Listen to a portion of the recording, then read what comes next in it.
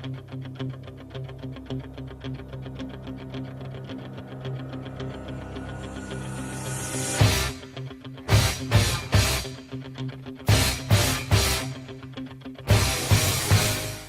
estamos de vuelta, amigos de i.com.mx, en este su programa Debate y Punto.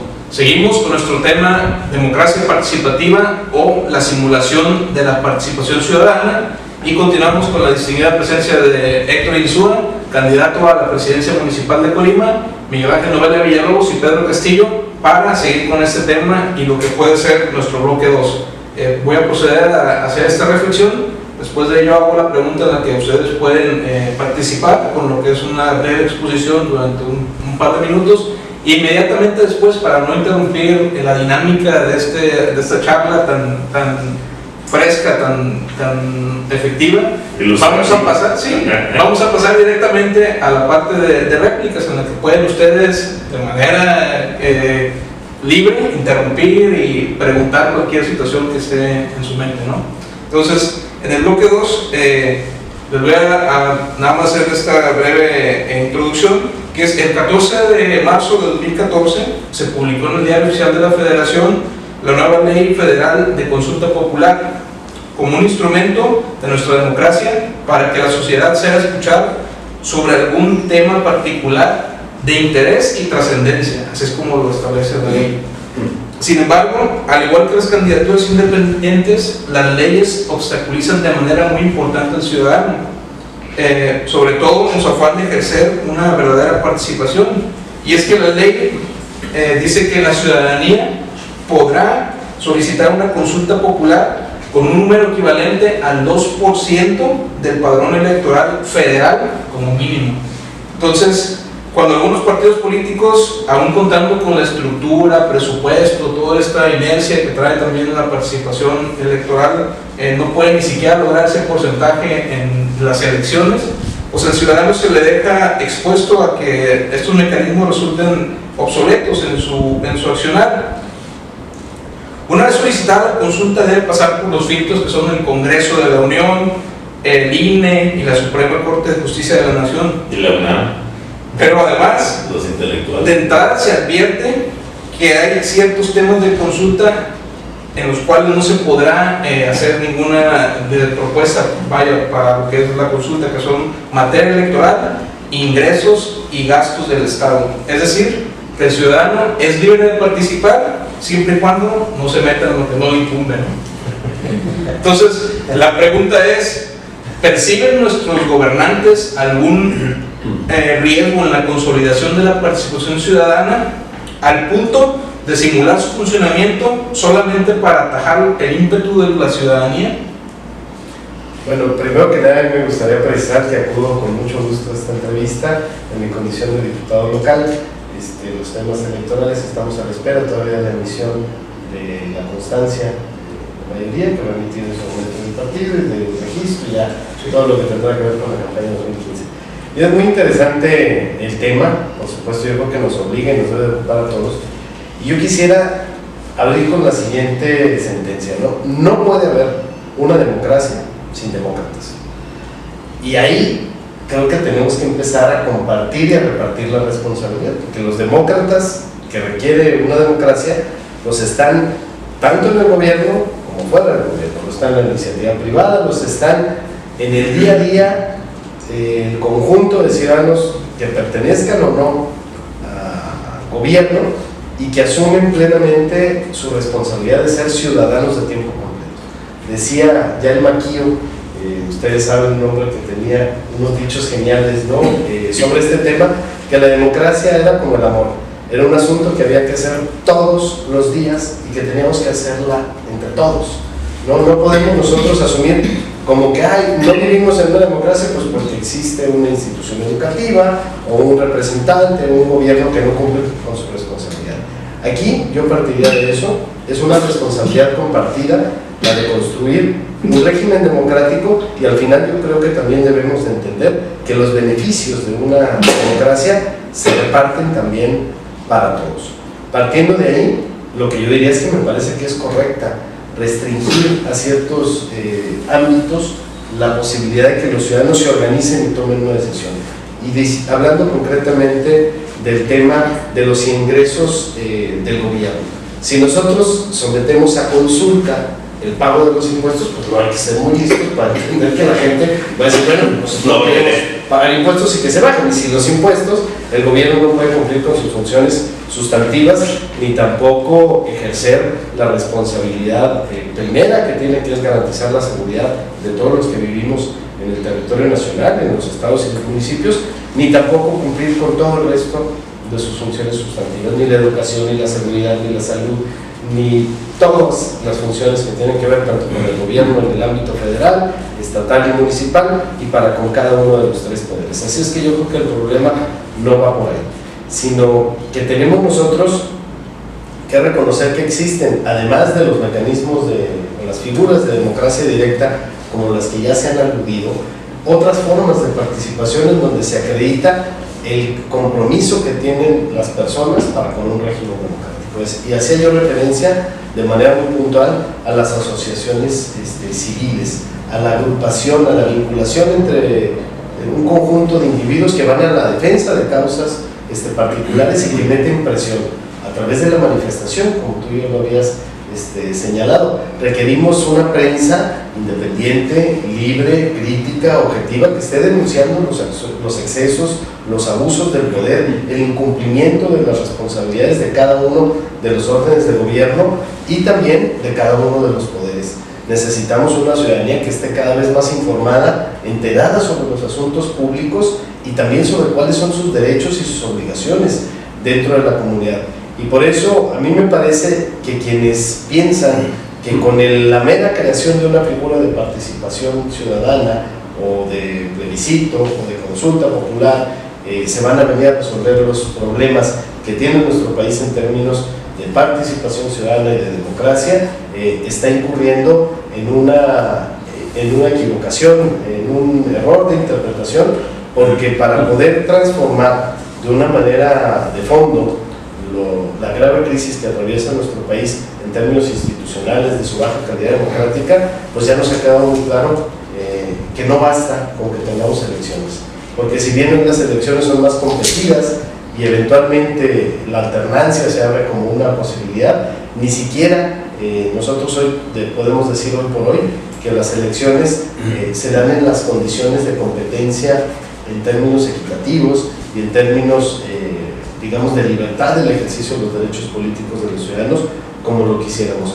Hoy la intromisión de las autoridades municipales, estatales, federales, las formas que vienen a afianzar el clientelismo, a ustedes no se les hace sospechosa la presencia del secretario de Comunicaciones y Transportes en los últimos meses, con la frecuencia que la han venido haciendo, en un claro y evidente apoyo a uno de los candidatos, la entrega de los televisores a través del funcionario de una manera directa, la cruzada contra el hambre, sus miles de millones de pesos y toda esta forma de reproducción de prácticas clientelares que lo que busca es precisamente lo contrario a lo que aquí se ha planteado, que es el fortalecimiento de una ciudadanía libre, robusta, participativa, sino más bien la formación de clientelas que digan y que caigan en la conclusión al final de cada proceso electoral, decir, bueno, pues por lo menos me llevé la tele, por lo menos me llevé la despensa, por lo menos algo me dejó, y esperar otros 3 años a ver qué es lo que ocurre. Hay un partido que claramente le conviene que se piense que todos somos iguales y que todos los gobiernos dan lo mismo y que nada funciona, y seguir fomentando y alentando este desencanto. Y es precisamente, yo creo, que lo que quienes tenemos convicciones democráticas debemos de salir y defender.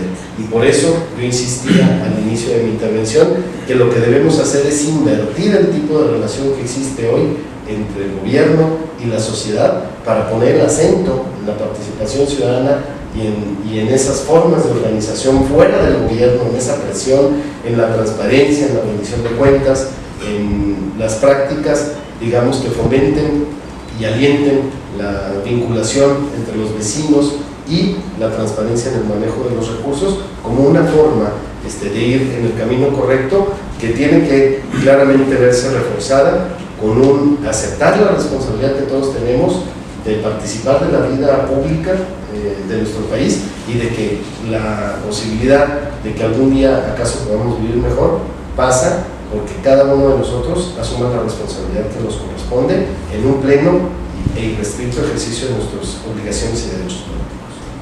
Fíjate, Héctor, que acabas de mencionar algo muy importante, que cada quien asuma la responsabilidad que tiene, el ciudadano como ciudadano, el representante social con tal nominación, el representante político, el representante popular, y se hace un diccionario tan hermoso de la doctrina política democrática, que en ocasiones somos más intelectuales que los enciclopedistas, que los politólogos, pero en esencia se cae en el ridículo, y te voy a decir por qué. Escuchamos en la televisión que el Tribunal Electoral es para defender tus derechos políticos de votar y ser votado, y tú le quieres entrar a que te voten y te votan a la fregada. ¿Por qué? Porque ese derecho, que es universal y que está amparado por la Constitución, no lo puedes ejercer, porque hay una limitante que dice, pero para ser votado necesitas tener determinada edad. O sea, ¿qué prejuicios tan estúpidos podemos encontrar en una legislación? Mira, con todo respeto, ¿sí? Y aprovechando el derecho que nos dio aquí nuestro moderador de intervenir, creo que lo que sería ridículo sobre este tema es pensar que se puede competir en las elecciones sin reglas, que cualquiera se puede apuntar para cualquier cargo público y que se pueden apuntar tantos candidatos como quieran. Imagínate la fiesta que se armaría con 500 o 800 o 1000 aspirantes a una diputación local, a una gobernatura, sin restricciones de edad. Yo no estoy hablando. Hablas del derecho de votar y ser votado. Es de los 18 años. Es de los 18 años. Entonces, ¿por qué me puedes poner a mí una limitante que tenga 30? No. La regla es general y es universal, y cuando el derecho es sustantivo, que es la Constitución, no la puede limitar una adjetiva que es de menor trascendencia. Pero aquí, como dicen, el Estado es libre y soberano.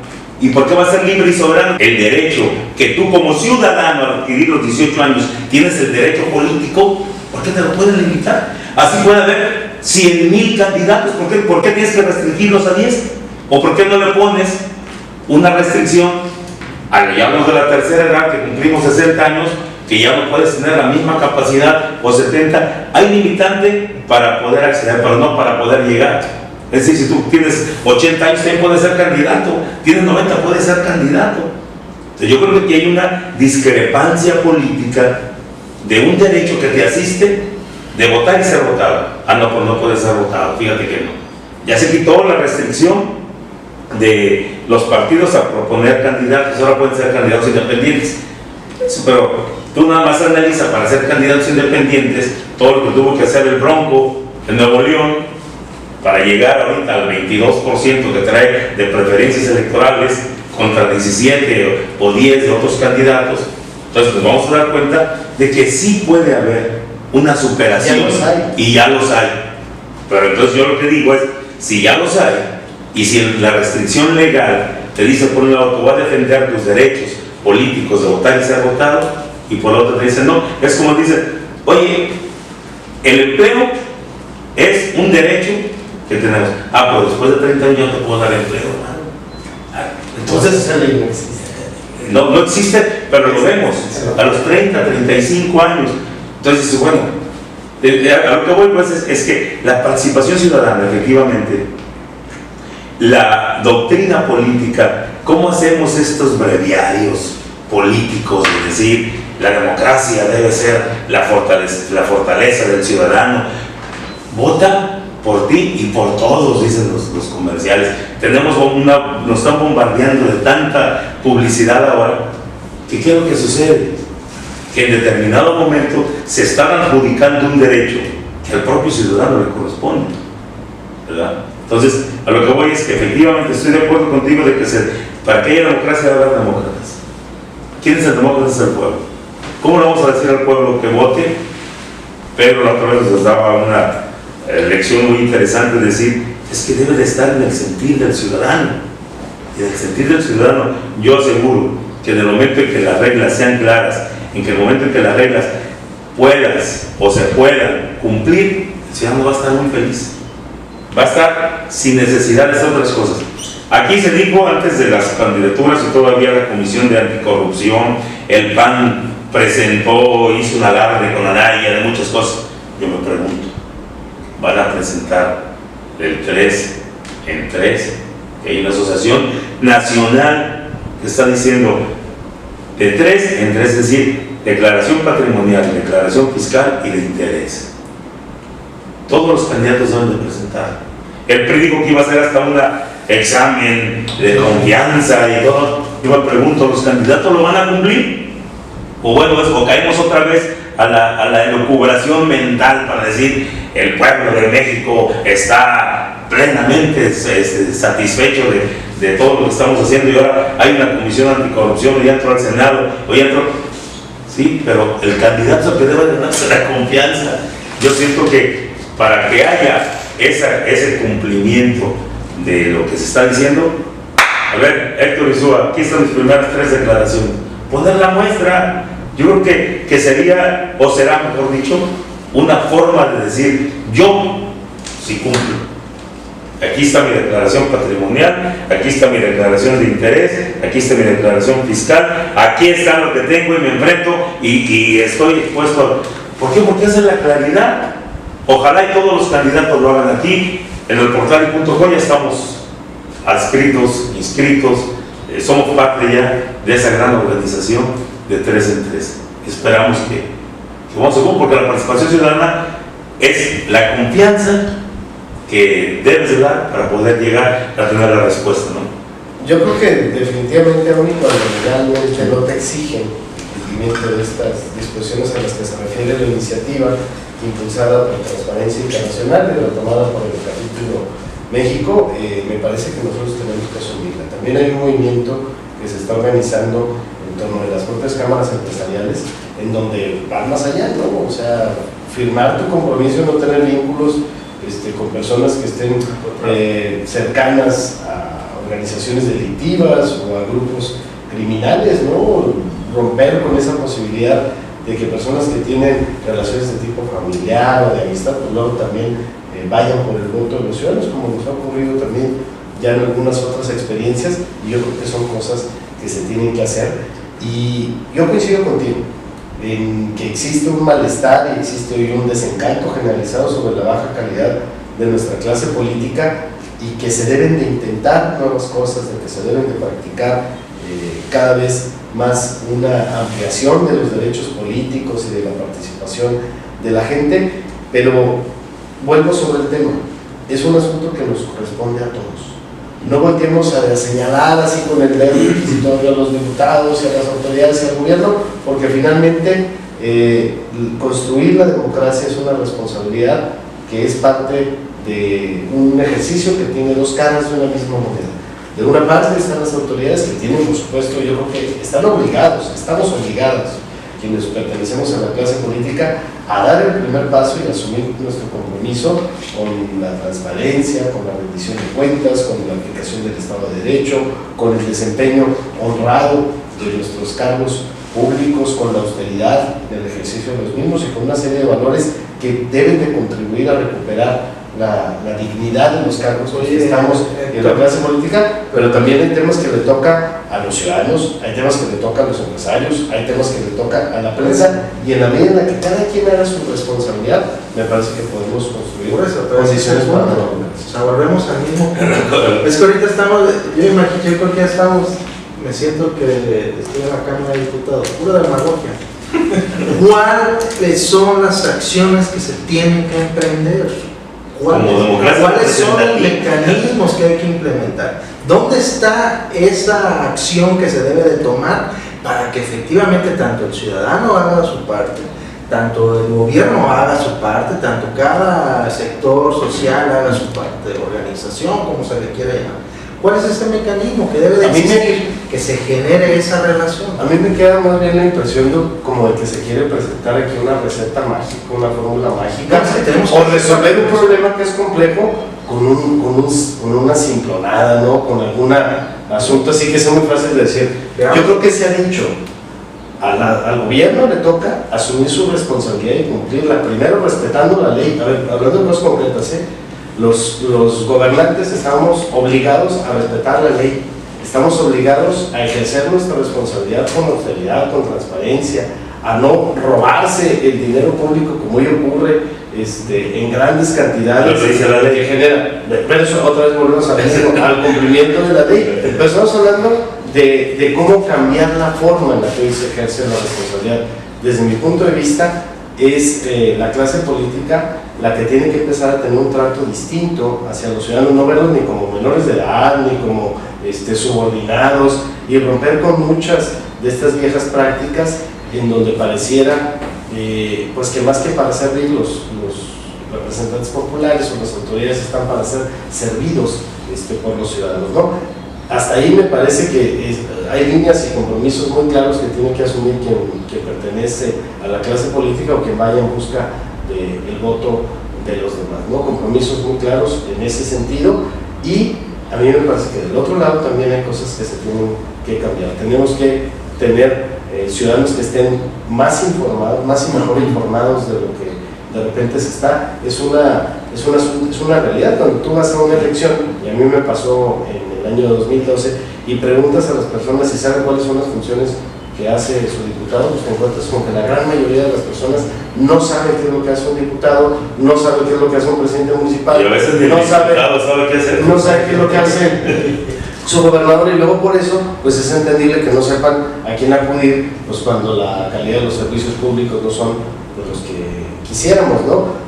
O cuando alguna disposición jurídica no te gusta, o incluso como se ha planteado aquí en el tema de las figuras de democracia participativa, pues si se organiza una gran consulta para ver si nos bajan los impuestos y luego la Corte te dice que eso no se puede y viene un desencanto y le quieres echar la culpa a la Corte, pues a mí me parece que también se está incurriendo en andar un camino que no va a llegar a nada positivo. Pero sí, fíjate, prensa crítica, ajena, digamos, a las prácticas que conocemos, ¿no? A los chayotes, a los beneficios indebidos, a ocultar información porque tengo un contrato de publicidad que es el que me hace que yo pueda salir a flote. Empresarios que cuando se acerquen a plantear un asunto a los gobiernos, pues no vayan hablando por ahí de las comisiones, o ahora que se vienen las campañas, ¿no? Hay empresarios que llegan y dicen, oye, pues yo aquí está, te pago la campaña, pero luego amarramos desde ahorita los contratos. Entonces, yo creo que en la medida en la que tengamos empresarios responsables, medios responsables, ciudadanos responsables que se informen, que participen, que voten. ¿Cuántas personas no conocemos nosotros que dicen, ¿sabes qué? Pues yo no voto, no tengo mi credencial, pues ¿para qué eso?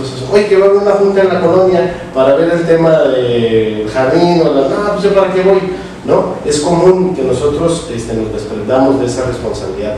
Y otra cosa que también aquí se ha dicho, cuando los diputados de repente nos toca tomar una decisión en el Congreso, también tenemos que entender que vivimos en un régimen representativo, en donde el elector, en el momento en el que nos confiere su voto, nos delega una responsabilidad de tomar decisiones en beneficio de los ciudadanos, o por lo menos le otorgamos la confianza para que las tome en ese sentido. Si después se nos presenta otra vez a pedirnos el voto y no nos explica qué fue lo que hizo con esa confianza, cómo votó los temas importantes en el Congreso, y no nos enteramos y luego lo votamos, porque luego se han dado casos de diputados que luego fueron alcaldes y alcaldes que luego fueron gobernadores, y con ninguna de sus funciones hubo un criterio de responsabilidad o de jugar en beneficio de los intereses de la gente, y luego va el ciudadano y le vuelve a dar el voto porque canta repar, porque se va en caballo. Bueno, pues si ese son el tipo de reflexiones que se hacen, también luego vienen las consecuencias. Y de lo que yo quiero hablar aquí con toda claridad es de que entendamos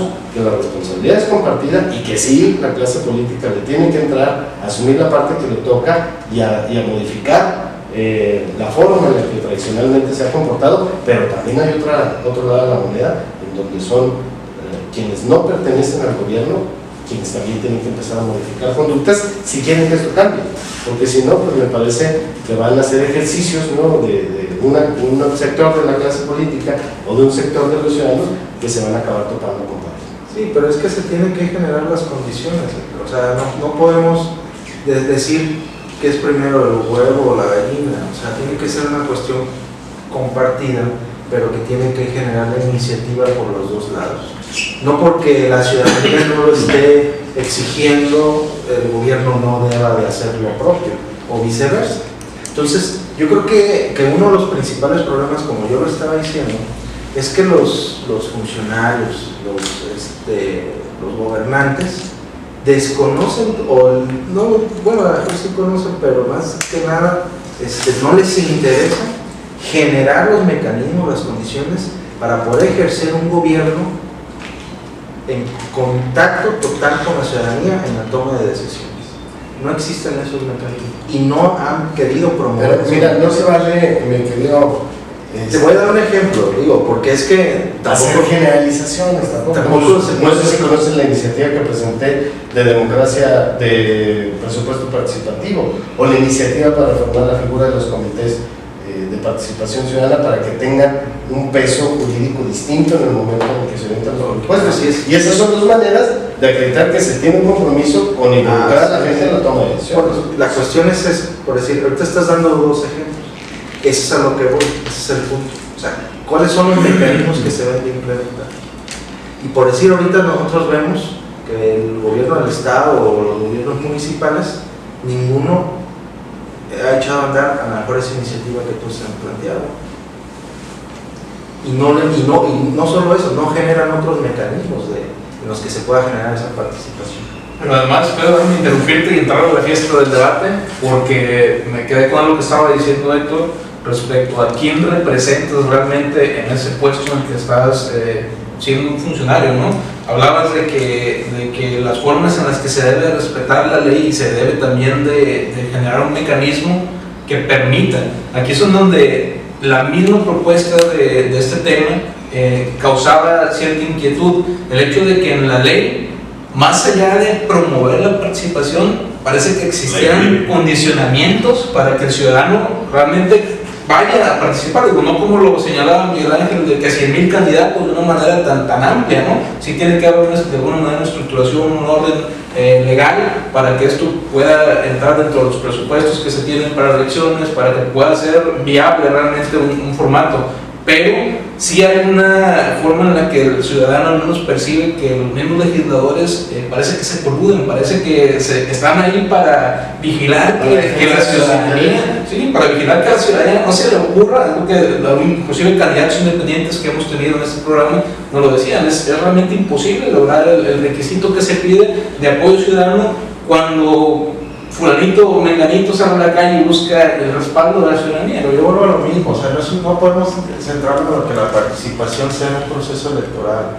O sea, la participación ciudadana tiene que ser una forma de gobernar. O sea, debe ser una cuestión, como decía Héctor, que el maquillo, todos los días, así es. Pero entonces, ese es el problema, o sea, que no estamos generando esas condiciones de la participación en la toma de decisiones. Ese es lo importante y no se traduce, la gente no lo ve. Mira, si a mí no lo permite, no lo encuentra. Si a mí tú me preguntas quién tiene que empezar, yo diría, para romper con este ciclo del huevo y la gallina, que tiene que primero dar ese paso, yo soy de la opinión de que es el gobierno, sus representantes populares, los partidos políticos, la clase política la que tiene que dar ese primer paso al frente, ¿no? Pero hoy, ¿con qué nos encontramos? Con que el grueso de la clase política seguramente no lo va a dar. Seguramente no lo va a dar. Entonces, vamos a reducir entonces el compromiso a decir, bueno, yo me comprometo en lo personal a impulsar ese tema.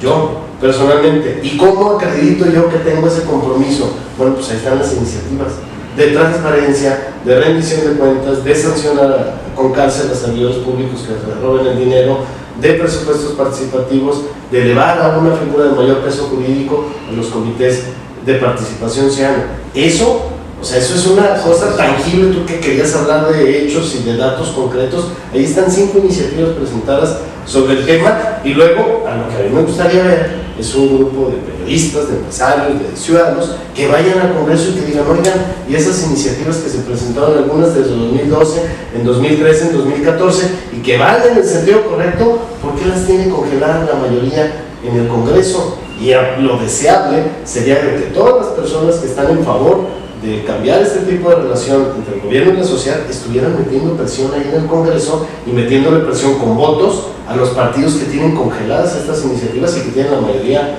en el Congreso, para que se vea quién es quién, ¿no? O sea, quién está del lado de la idea de que se avance este proceso y quiénes son los que lo están frenando.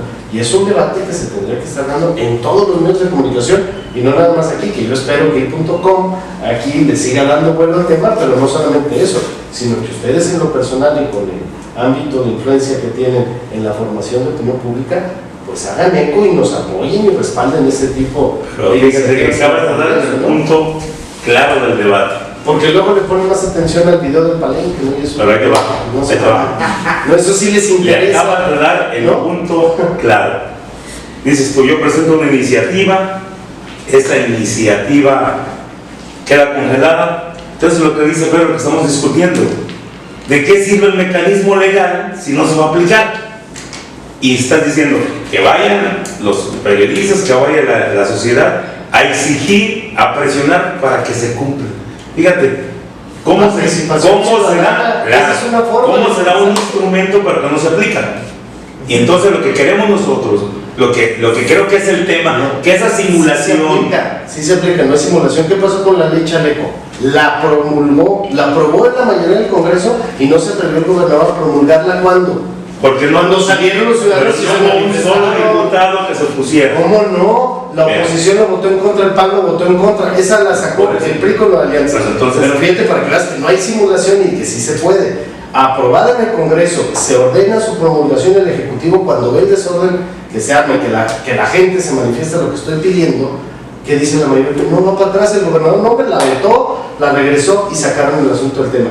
Si tuviéramos una participación de la mitad de lo que fue el tema de la ley Chaleco, que además afecta menos, hubiera afectado menos en su momento la implementación que la disposición del Chaleco, de lo que podría beneficiarnos contar con la ley de presupuestos participativos o contar con una ley que dejara plenamente dispuesto que cuando un servidor público es demostrado que se robó el dinero, se dé vista al Ministerio Público para que se inicie una investigación de tipo penal y esto derive en reparación del daño en cárcel. Eso nos beneficiará más que el tema de la ley Chaleco, pero la gente no sabe. ¿Por qué? Porque no es un tema que haya encendido como encendió el tema de la ley Chaleco. Y eso nos demuestra que sí se puede, que la fuerza y el poder de los ciudadanos es capaz de darle para atrás a una ley o darle para adelante también. Es que no hay, ahí no se han ido a manifestar. Sin un instrumento formal, afortunadamente la manifestación ciudadana. La manifestación, tú lo dijiste, sí, el poder de la manifestación. Ese es el poder, pero hay que darse ese instrumento. Bueno, hay que formalizar. Ese no bueno, tienes que ir a pedir. es como dice, para que le haga el perro que cucarlo. No se trata de eso. No. Pero a ver, en la Constitución está garantizado el derecho a la libre Ese ejemplo que manifestación. estás comentando, Héctor, sobre lo del Chaleco, está muy claro cómo actúan No más verdes. Pero Ya está aprobado y se dio la ese es el punto, hay que analizarlo. O sea, ese es el problema de nuestros gobiernos. ¿Qué sucede? El gobierno, mediante el Congreso, como bien dicen los diputados del PRI y Nueva Alianza, aprueban un decreto. Pero ¿qué sucede?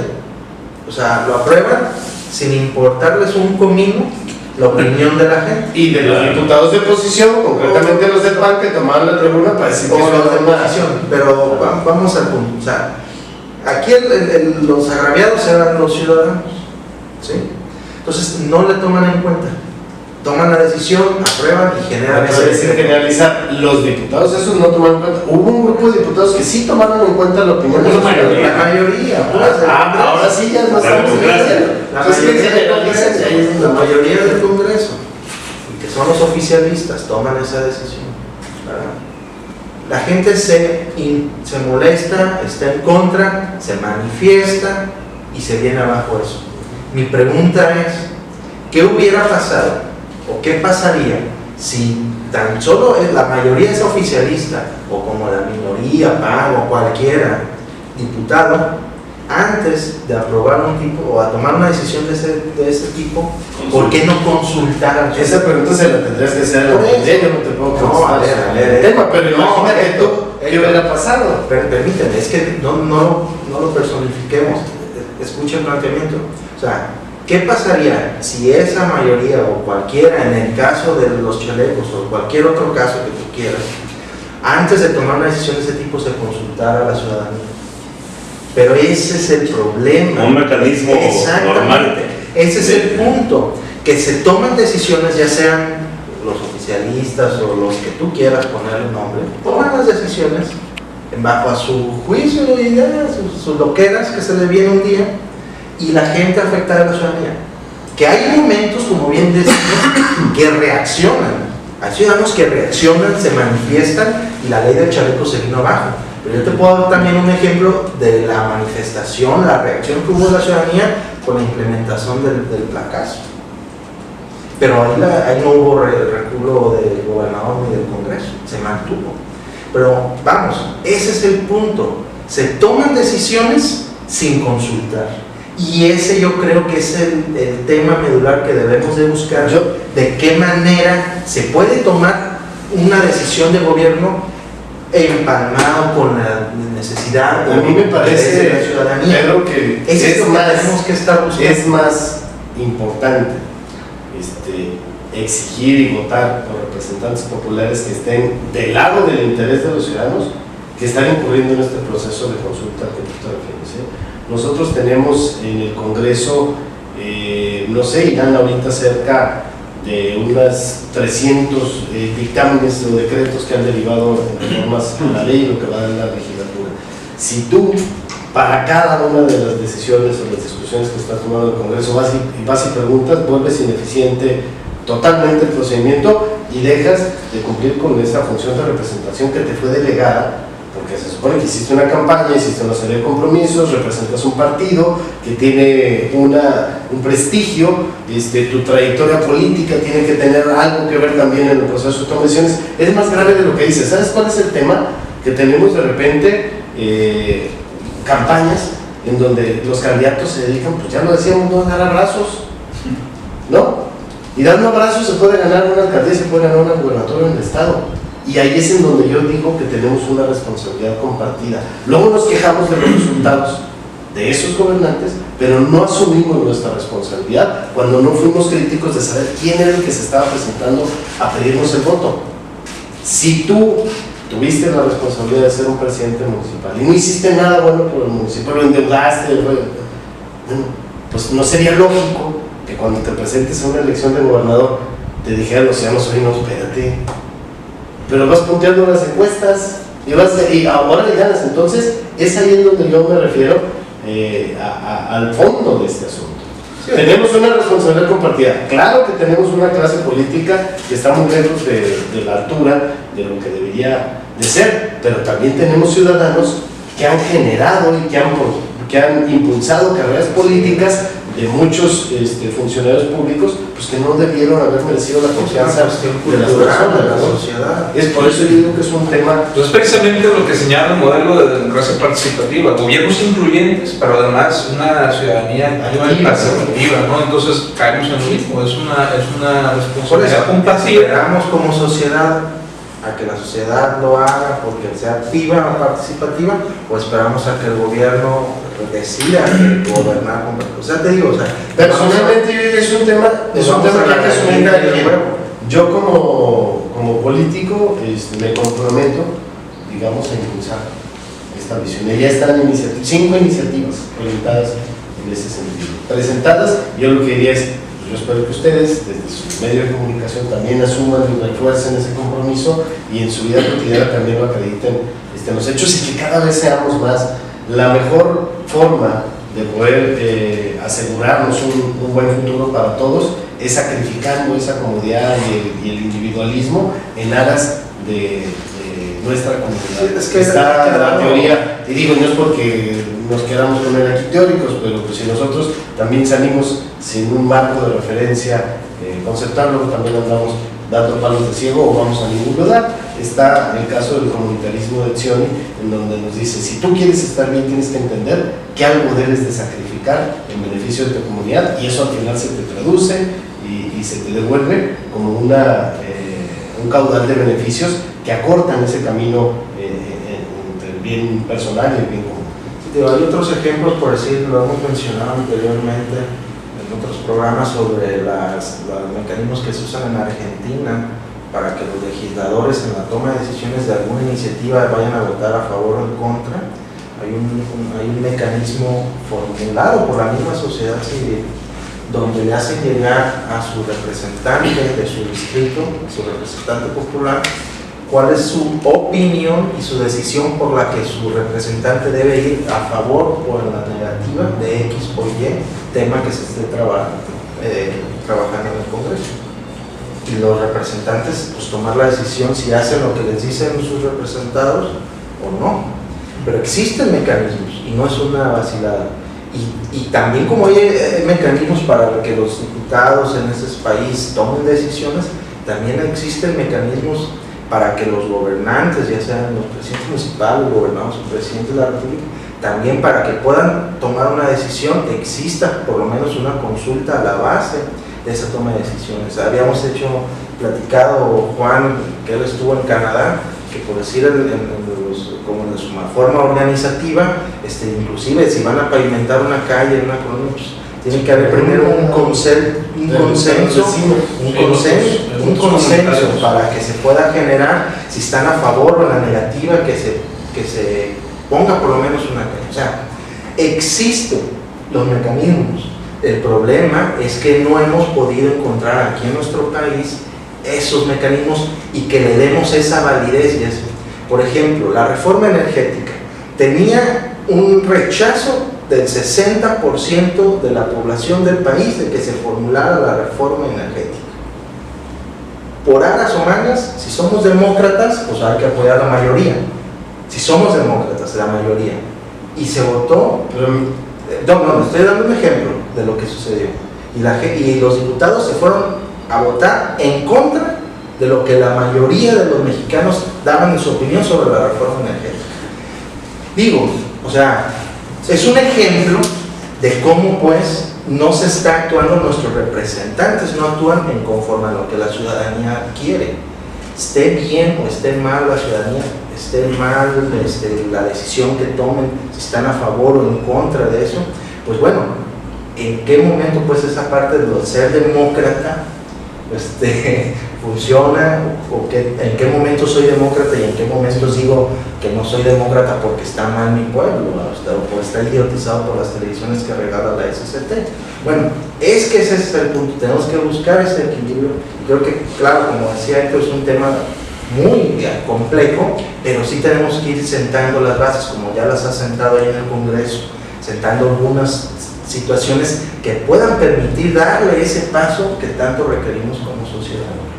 Muy bien, pues ¿qué les parece? Dejamos hasta aquí el bloque 2, que ha sido ya bastante extenso, pero además sabroso, ¿no? Hemos encontrado ya un punto en el cual todos hemos tenido manera de enfocarnos a diferentes perspectivas, y creo que vamos a continuar en la misma tónica con el bloque 3, que sigue abordando el mismo tema. Ustedes, amigos de i.com.mx, les invitamos a ir a un pequeño corte, pero quédense con nosotros. También Héctor Insúa sigue aquí con nosotros para seguir con esta dinámica de propuestas tan sana, ¿no?